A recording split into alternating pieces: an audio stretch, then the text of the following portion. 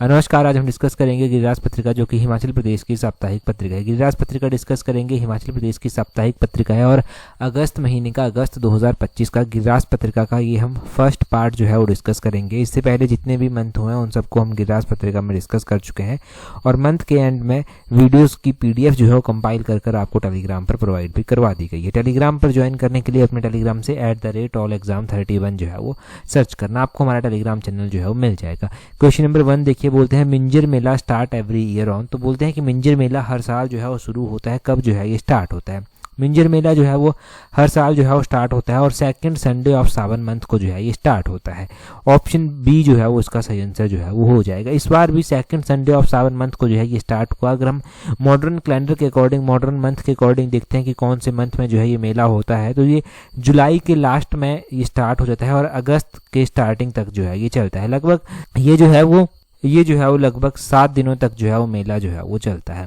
अब देखिए, ये मेला जो है वो चलता है, इंटरनेशनल लेवल का जो है ये मेला है और अलग तरह का मेला जो है ये अपने आप में जो है वो होता है। क्या क्या चीज़ें यहाँ पर होती हैं, कहाँ पर ये एग्जैक्टली होता है, किसके द्वारा स्टार्ट किया गया था वो भी हम जानते हैं। ये जो है वो राजा साहिल वर्मन के द्वारा जो है वो स्टार्ट करवाया गया था। चंबा के ये राजा थे, इनके द्वारा इसको स्टार्ट करवाया गया था, राजा साहिल वर्मन के द्वारा।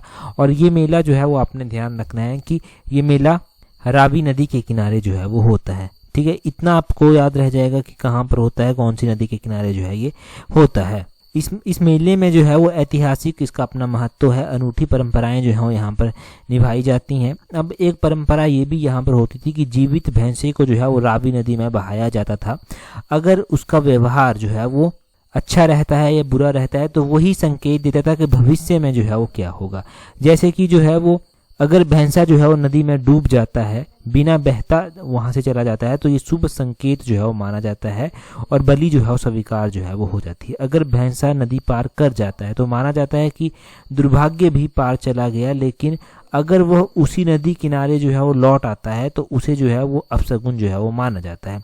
इन रीति रिवाजों में जो है, इन रीति रिवाजों के बिना जो है वो मिंजर उत्सव जो है वो अधूरा माना जाता है। अब देखो, ये परंपराएं तो नहीं होती, भैंसे वाली परंपराएं तो आपने कम देखी होगी। पहले भैंसा होता था, अब नारियल जो है वो होता है, तो अब नारियल का विसर्जन जो है वो किया जाता है। ठीक है, नारियल का विसर्जन किया जाता है। अब देखिए, यहाँ पर ही कुंजड़ी मल्हार ध्यान रखना है आपने। कुंजड़ी मल्हार गीत है, ये भी जो है वो चंबा से जो है वो जुड़ा हुआ है। ठीक है, कुंजड़ी मल्हार यहाँ पर मैं लिख देता हूँ, कुंजड़ी मल्हार ये गीत जो है ये चंबा से जो है वो जुड़ा हुआ है। ठीक है, तो ये भी आपने ध्यान रखना है, कुंजड़ी मल्हार गीत। अगर हम चंबा की बात करते हैं तो चंबा में जो है वो हमारे पास जो है वो सूही मेला भी लगता है, ये अप्रैल के महीने में लगता है। चंबा में जो है भरमौर यात्रा होती है, ये अगस्त के महीने में होती है। चंबा में चित्राड़ी यात्रा होती है, सितंबर के महीने में होती है। चंबा में चेरवल फेस्टिवल होता है, ये पृथ्वी पूजा के नाम से भी जाना जाता है और फर्स्ट ऑफ बादों को मिडिल ऑफ अगस्त तक जो है वो चलता है। तो इतना सब जो है वो चंबा के इन फेयर फेस्टिवल्स के बारे में आपने जो है वो ध्यान रखना है कि कौन कौन से फेयर फेस्टिवल मनाए जाते हैं, किसके द्वारा किस फेयर को स्टार्ट किया गया था। जैसे कि मिंजर मेला इंटरनेशनल लेवल का मेला साहिल वर्मन के द्वारा जो था वो स्टार्ट किया गया था। ठीक, कितना सब यहाँ से नोट कर लिया। अगला क्वेश्चन देखते हैं क्या बोलते हैं। अगले क्वेश्चन में बोलते हैं यहाँ पर Pavnesh Kumar has been made a member of which commission recently. तो बोलते हैं पवनेश कुमार को जो है किस कमीशन का अभी जो है वो सदस्य जो है वो बनाया गया है। अभी पवनेश कुमार जो है वो Himachal Pradesh public service commission के ये जो है वो सदस्य बने हैं। ऑप्शन बी जो है वो सही आंसर है। Himachal Pradesh public service commission के जो है ये सदस्य बने हैं और ध्यान रखना है कि Himachal Pradesh public service commission जो है वो इसके चेयरमैन कौन है। इसके चेयरमैन है कैप्टन रामेश्वरम सिंह ठाकुर।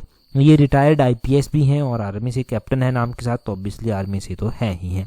इसके एक और मेंबर हैं इसके कर्नल राजेश कुमार शर्मा, ये भी रिटायर्ड हैं। और वैसे ही जो है वो इसके एक और मेंबर हैं डॉक्टर अंजू शर्मा, ये आपने ध्यान रखना है, ये भी जो है वो इसकी जो है वो मेंबर है।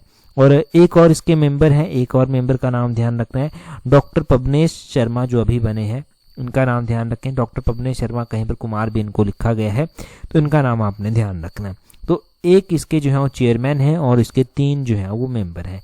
ठीक है, ये आपने ध्यान रखना है। अगर हम Himachal Pradesh public service commission की बात करते हैं, Himachal Pradesh public service commission जो है वो कब बनाया गया था। देखिए, अगर Himachal Pradesh public service commission की बात की जाए तो इसकी स्थापना जो है वो 1971 में जो था वो इसकी स्थापना जो था वो की गई थी। 1971 में इसकी स्थापना की गई थी और 1971 में जो है वो जब ये स्थापित किया गया था तो इसके फर्स्ट चेयरमैन जो है वो कौन थे। फर्स्ट चेयरमैन का नाम भी कई बार एग्जाम में पूछ लिया गया है। तो इसके फर्स्ट चेयरमैन जो हुआ करते थे उनका नाम आप ध्यान रखें, के.एस. कटोच, यानी कि पूरा नाम था इनका लेफ्टिनेंट जनरल के.एस. कटोच जो है वो इनका पूरा नाम जो था वो था। ये इस Himachal Pradesh public service commission के पहले चेयरमैन थे। तो Himachal Pradesh public service commission या किसी भी स्टेट का जो पब्लिक सर्विस कमीशन होता है वो कौन से आर्टिकल के तहत आता है? देखिए हमारा इंडियन कॉन्स्टिट्यूशन जो है वो उसमें स्टेट पब्लिक सर्विस कमीशन को जो है वो तवज्जो दी गई है। इंडियन कॉन्स्टिट्यूशन का हमारा जो पार्ट आता है, पार्ट नंबर 14 जो आता है वो बात करता है स्टेट पब्लिक सर्विस कमीशन की, और साथ में ही यहाँ पर यूनियन पब्लिक सर्विस कमीशन यानी कि यूपीएससी की बात भी जो है वो की गई है। ठीक है, तो आपने ध्यान रखना है, यहाँ पर आपने ध्यान रखनी है एक बात कि स्टेट पब्लिक सर्विस कमीशन के जो चेयरमैन होते हैं, अदर मेंबर होते हैं, उनको अपॉइंट कौन करता है? उनको अपॉइंट जो है वो गवर्नर के द्वारा किया जाता है। जैसे कि हिमाचल प्रदेश है तो हिमाचल प्रदेश के गवर्नर जो है वो उनको जो है वो अपॉइंट करेंगे।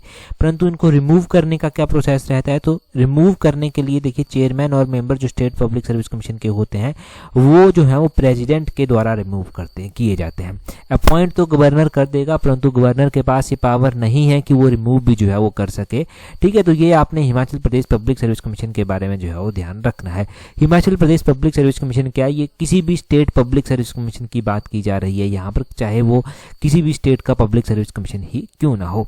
अच्छा, ये सब क्लियर हो गया। यहाँ से अगला क्वेश्चन देखिए क्या बोलते हैं। बोलते हैं अंडर हिम बस स्कीम, ये एक हिम बस प्लस स्कीम जो है वो चलाई गई है। बोलते हैं passenger will get a dash percentage discount on fair. तो बोलते हैं कि हिम बस स्कीम के तहत जो है वो पैसेंजर्स को जो है वो कितना परसेंट डिस्काउंट जो है वो मिलता है, कितना प्रतिशत छूट जो है वो यहाँ पर दी जाती है। देखिए हिम बस जो है वो चलाई गई है। हिम बस जो है वो इसके तहत जो है वो पैसेंजर्स को जो है वो 5% की डिस्काउंट जो है वो दी जाती है। ऑप्शन ए जो है वो सही आंसर इसका हो जाएगा। देखिए 5% की डिस्काउंट यहाँ पर दी जाती है। अब अलग अलग योजनाएं जो है वो एचआरटीसी के द्वारा जो है वो चलाई गई हैं, परंतु ये हिम बस योजना एक नई योजना, हिम बस प्लस कर एक योजना जो चलाई गई है, एक नई योजना जो है वो चलाई गई है। इसके तहत जो प्रोविज़न है वो अलग प्रोविज़न जो है वो किए जाते हैं। क्या क्या प्रोविज़न इसके तहत जो है वो किए जाते हैं?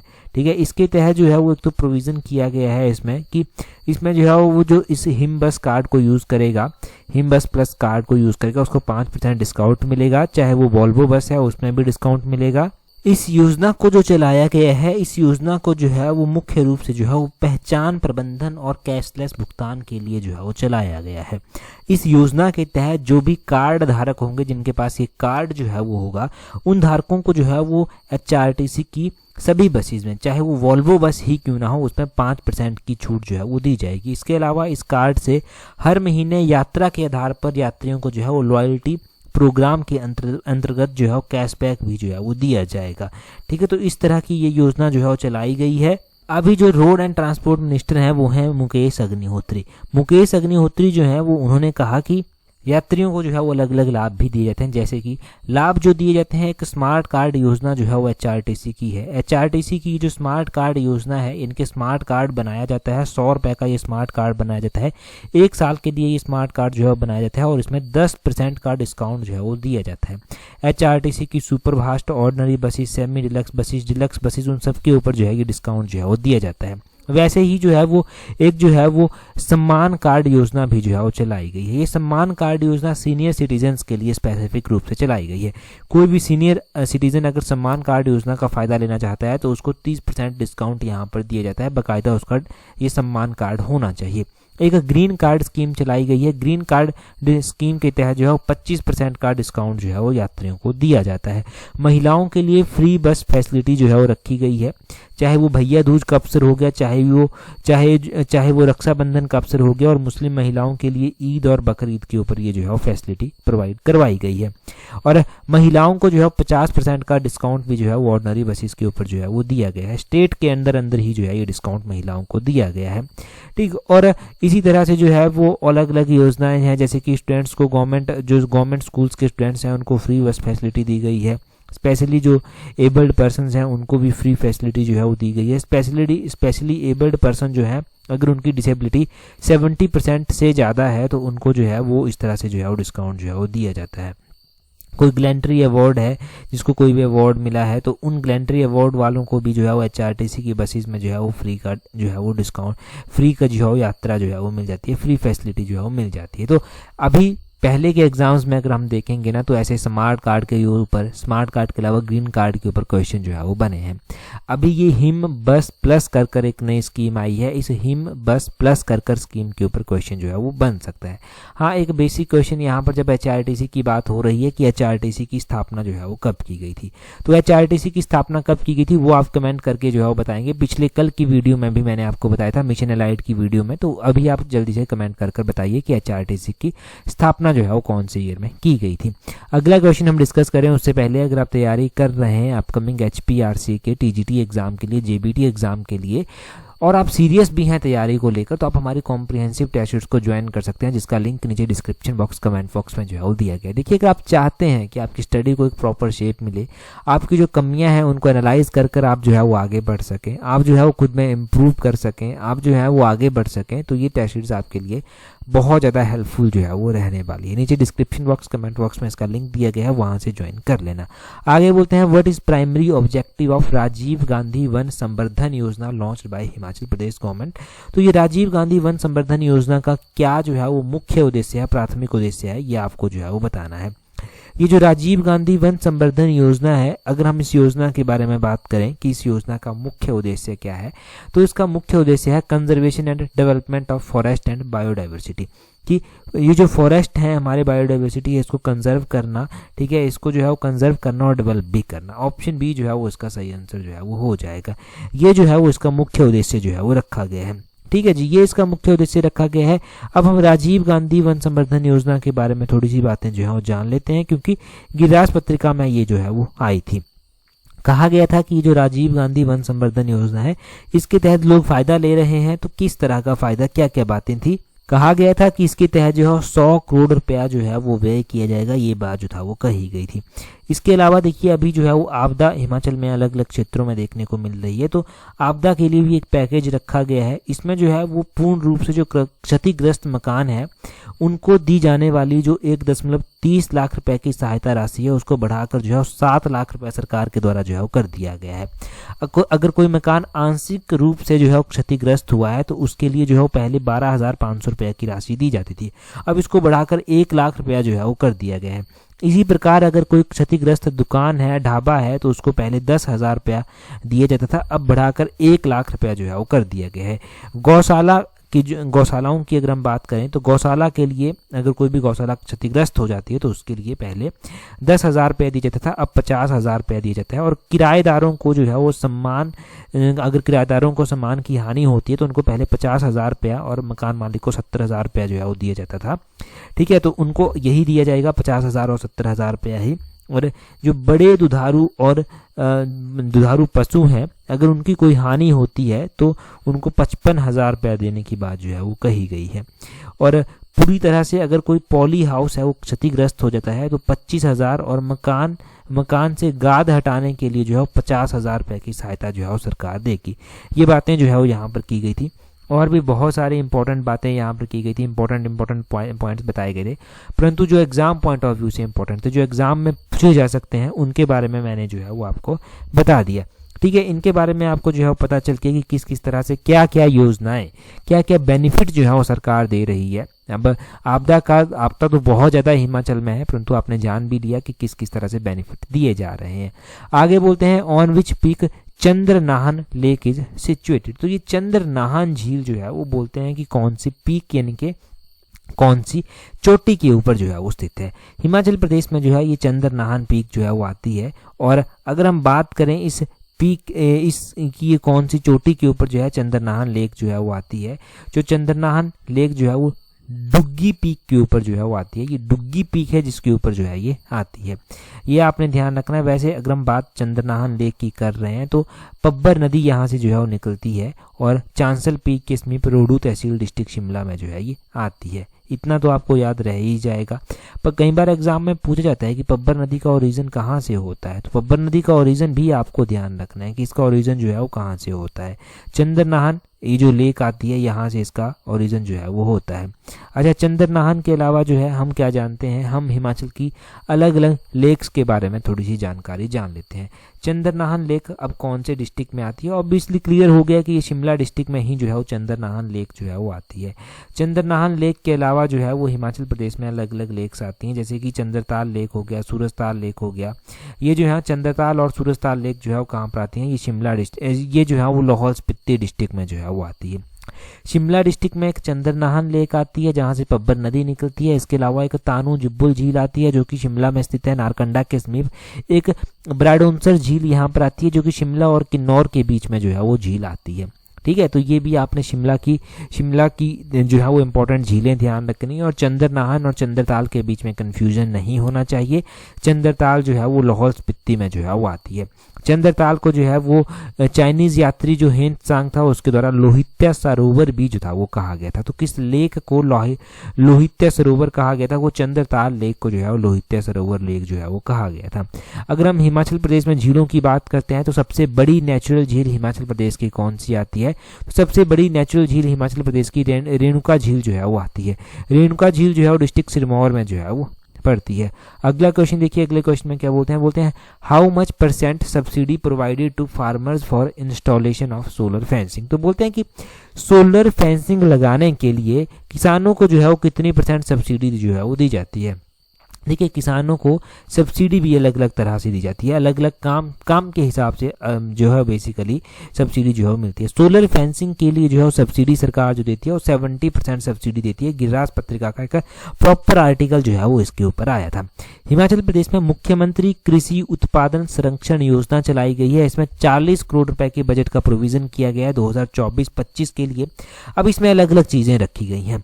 मुख्यमंत्री कृषि उत्पादन संरक्षण योजना है, इसमें देखिए अगर तो मंकी वगैरह कोई एनिमल जो है वो खेतों को नुकसान पहुंचा रहे हैं, क्रॉप को डैमेज कर रहे हैं, तो इसी को ध्यान में रखते हुए ये योजना मुख्यमंत्री में जो है वो योजना चलाई गई है। और इस योजना के तहत जो है वो सोलर फेंसिंग का प्रोविजन रखा गया है। बाड़बंदी जिसको आप बोलते हैं, 70% का जो है वो यहाँ पर सब्सिडी सरकार देने का जो है वो प्रॉमिस करती है। कितना ये बोलते हैं, इसके तहत 70% की सब्सिडी दी जाएगी सोलर फेंसिंग के लिए, इंटरलिंक चेन फेंसिंग के लिए, composite interlink chain solar fencing के लिए और बार्ब्ड वायर फेंसिंग के लिए। जो भी रिक्वायरमेंट होगी उसके हिसाब से जो है ये 70% सब्सिडी जो है वो दी जाएगी। तो ठीक है, ये सब्सिडी वगैरह का आपको याद रह जाएगा कि कितनी % सब्सिडी जो है वो सरकार जो है वो देने की बात यहाँ पर करती है।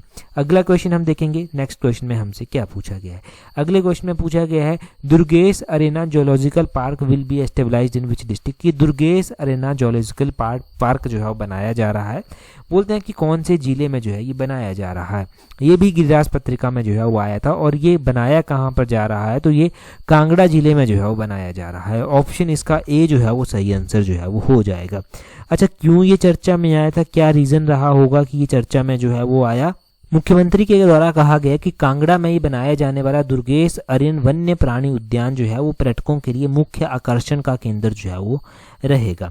और उन्होंने कहा कि ये परियोजना जो चलाई जा रही है ये स्टेजेस में चलाई जा रही है। तो इसकी जो पहली स्टेज होगी उसका कार्य जो है वो हर हाल में दिसंबर 2026 तक जो है वो पूरा कर दिया जाना चाहिए।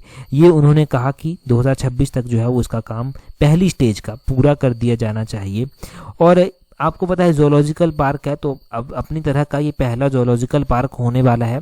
जब इसकी घोषणा हुई थी तब भी हमने ये गिरिराज पत्रिका में जो है वो पढ़ा था, तब हमने किसी और अलग फॉर्म में पढ़ा था, अभी अलग फॉर्म में। हिमाचल प्रदेश में हम अक्सर नेशनल पार्क्स के बारे में पढ़ते रहते हैं। मुख्य रूप से हिमाचल में 5 नेशनल पार्क जो है वो आते हैं। 5 नेशनल पार्क में एक ग्रेटर हिमालयन नेशनल पार्क आता है। एक ग्रेटर हिमालयन नेशनल पार्क जो है वो आता है यूनेस्को की हेरिटेज लिस्ट में भी ये स्थित है, डिस्ट्रिक्ट कुल्लू में ये आता है। इसको यूनेस्को की हेरिटेज लिस्ट में 2014 में जो था वो शामिल किया गया था। पिन वैली नेशनल पार्क आता है लाहौल स्पीति का, ये लाहौल स्पीति में स्थित है Pin valley national park. Inder Kila national park आता है, ये कुल्लू में स्थित है। खीर गंगा नेशनल पार्क आता है, ये जो है कुल्लू में स्थित है। और सिंबल बड़ा नेशनल पार्क जो है ये आता है, ये भी कुल्लू में जो है वो स्थित है। तो पूछा जाए कि हिमाचल प्रदेश में कितने नेशनल पार्क हैं, राष्ट्रीय उद्यान कितने हैं, तो 5 राष्ट्रीय उद्यान हैं। 5 राष्ट्रीय उद्यानों में भी पूछा जाए कि यूनेस्को की हेरिटेज लिस्ट में कौन सा पार्क है, तो वो ग्रेटर हिमालयन नेशनल पार्क है। इसको कौन से ईयर में ऐड किया गया था, 2014 में जो है वो इसको यूनेस्को की हेरिटेज लिस्ट में जो है वो शामिल किया गया था। बस इतना क्वेश्चन यहाँ से ध्यान रखेंगे। अगला क्वेश्चन देखिए, इंटरनेशनल टाइगर डे के ऊपर क्वेश्चन पूछा गया है। International tiger day every year observed on. तो ये जो अंतर्राष्ट्रीय टाइगर डे हर साल मनाया जाता है, ये कब जो है वो मनाया जाता है, इसको ग्लोबल टाइगर डे भी जो है वो बोलते हैं। अब ये इंटरनेशनल टाइगर डे हर साल जो मनाया जाता है ये मनाया जाता है जुलाई के महीने में। जुलाई के महीने में भी जो है ये कब जो है वो मनाया जाता है, तो जुलाई के महीने में ध्यान रखना है कि ये जो है वो हर साल 29 जुलाई को जो है वो मनाया जाता है। और इस साल भी 29 जुलाई 2025 को जो है ये मनाया गया। और 29 जुलाई 2025 को जब ये मनाया गया तो गिरिराज पत्रिका के ऊपर इसको लेकर जो है वो एक आर्टिकल जो है वो आया था। हम कुछ इंपॉर्टेंट बातें जानते हैं। इंटरनेशनल टाइगर डे 2025 की थीम क्या रखी गई थी? वो थीम रखी गई थी securing the future of tigers with indigenous people and local communities at the heart. ये इसकी थीम जो था वो 2025 में रखी गई थी। अब थीम बहुत ज़्यादा लंबी थीम इसकी है। इतनी लंबी थीम याद भी आप चाहे कर लेंगे परंतु पेपर में इतना लंबा ऑप्शन देना डिफिकल्ट हो जाता है, थीम के चांसेस जो है वो कम हो जाते हैं। अगर इंडिया में हम टाइगर को लेकर बात करें तो हमने जो है वो प्रोजेक्ट टाइगर भी चलाया था। टाइगर प्रोजेक्ट जो हमने चलाया था वो कौन से ईयर में हमने लॉन्च किया था? प्रोजेक्ट टाइगर जो है यहाँ पर मैं लिख देता हूँ, प्रोजेक्ट टाइगर बहुत इंपॉर्टेंट है। प्रोजेक्ट टाइगर जो है वो 1973 में जो है वो लॉन्च किया गया था। अब हम बात करते हैं यहाँ पर इंडिया में जो है वो पहला टाइगर रिजर्व जो है वो कौन सा है? फर्स्ट टाइगर रिजर्व जो है वो जिम कॉर्बेट नेशनल पार्क आता है। ये जिम कॉर्बेट नेशनल पार्क जो है वो कब स्थापित किया गया था? 1973 में स्टेबलाइज किया गया था। और ये जिम कॉर्बेट नेशनल पार्क जो है वो उत्तराखंड में जो है वो स्थित है। अच्छा चलो एक क्वेश्चन मैं आपसे पूछता हूँ, कान्हा टाइगर रिजर्व आता है, ये कान्हा टाइगर रिजर्व जो है वो कहाँ पर जो है वो आता है? कौन से डिस्ट्रिक्ट में ये कान्हा टाइगर रिजर्व आता है? जल्दी से कमेंट करके जो है वो बता दीजिए। अब हमारे पास कुछ वन लाइनर क्वेश्चन है, उन वन लाइनर क्वेश्चन को जो है वो देखते हैं। हिमाचल प्रदेश में बोलते हैं आधिकारिक तौर पर वनों के अंतर्गत कितना क्षेत्र जो है वो आता है? अगर हम फॉरेस्ट के तहत देखें कि कितना एरिया जो है वो आता है तो फॉरेस्ट के तहत जो है वो 37,948 स्क्वायर किलोमीटर एरिया जो है वो आता है। कितना? 37,948 एरिया जो है वो आता है। फॉरेस्ट के तहत ही हम कुछ इंपॉर्टेंट बातें देखेंगे। फॉरेस्ट के तहत जो एरिया आता है उसको भी अलग अलग रूप से जो है वो जाना जाता है। अगर हम बात करते हैं कि हिमाचल प्रदेश में जो है टोटल फॉरेस्ट लैंड जो है वो कितनी है, तो हिमाचल प्रदेश में जो है वो टोटल जो फॉरेस्ट लैंड आती है वो आती है 37,948 स्क्वायर किलोमीटर, जो कि पूरे एरिया का अबाउट 68.16% जो है वो बनती है।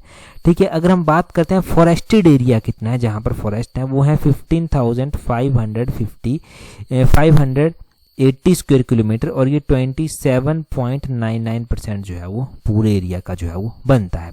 ठीक है, तो ये आपने पॉइंट जो है वो ध्यान रखना है। आगे बोलते हैं सूही का मेला जो है वो किसकी स्मृति में मनाया जाता है? मैंने बताया था कि ये सूही मेला जो है वो चंबा में हर साल मनाया जाता है, अप्रैल के महीने में मनाया जाता है और रानी सुनैना देवी के जो है वो स्मृति में जो है वो मनाया जाता है। सुनैना देवी नाम रानी का ध्यान रखना है। आगे बोलते हैं नूरपुर में स्थित तारागढ़ दुर्ग जो है वो इसका निर्माण किसने करवाया था? ये जो तारागढ़ फोर्ट है इसका निर्माण राजा जगत सिंह के द्वारा करवाया गया था। नूरपुर के ये राजा थे राजा जगत सिंह। इनका ध्यान रखना है कि जगत सिंह के द्वारा जो है वो, अगर मिशन राइट का क्वेश्चन ध्यान हो आपको, कि मुगलों के खिलाफ इनके द्वारा जो है वो विद्रोह भी किया गया था। आगे बोलते हैं हिमाचल प्रदेश लोक सेवा आयोग का गठन कब किया गया था? अभी हम पढ़ रहे थे कि 1971 में हिमाचल प्रदेश लोक सेवा आयोग की स्थापना हुई थी। बारबी गुड़िया का पूरा नाम क्या है? बारबी डॉल की बात की जा रही है। बारबी डॉल का पूरा नाम है बारबरा मिलीसेंट रॉबर्ट्स, तो ये इसका पूरा नाम है। वर्ष 2025 में जो है वो विंबलडन टेनिस में पुरुष वर्ग का खिताब किसने जीता? तो विंबलडन टेनिस में और मेन का भी वुमेन का भी हमने पढ़ा है। अब किसके द्वारा जो है वो ये जीता गया है? विंबलडन टेनिस की अगर हम बात करते हैं पुरुषों में तो जैनिक सिनर के द्वारा जो है ये जीता गया है। जैनिक सिनर जो है वो इटली के जो है वो प्लेयर हैं, इटली कंट्री के लिए जो है ये खेलते हैं। तो ये मेन कैटेगरी में आपने जान लिया। वुमेन कैटेगरी में ये किसके द्वारा जीता गया है? ईगा स्वीटेक के द्वारा जो है वो जीता गया है। हमने पढ़ा है ये उत्तीर्ण स्थिति में, कोई बड़ी बात नहीं है। ईगा स्वीटेक के द्वारा जो है वो जीता गया है। ईगा स्वीटेक कौन सी कंट्री के लिए खेलती है? तो पोलैंड कंट्री के लिए खेलती है। बिरसा मुंडा की जयंती किस दिवस के रूप में मनाई जाती है? तो जनजातीय गौरव दिवस के रूप में मनाई जाती है। ये जनजातीय गौरव दिवस हर साल 15 नवंबर को जो है वो मनाया जाता है। ऋग्वेद में किस मंडल में गायत्री मंत्र और देवता सोम का उल्लेख है? तो तीसरे और 9वें मंडल में। तीसरे में ऋग्वेद का तीसरा मंडल गायत्री मंत्र को समर्पित है और 9वां मंडल जो है वो देवता सोम को जो है वो इनका जो है वो उल्लेख है।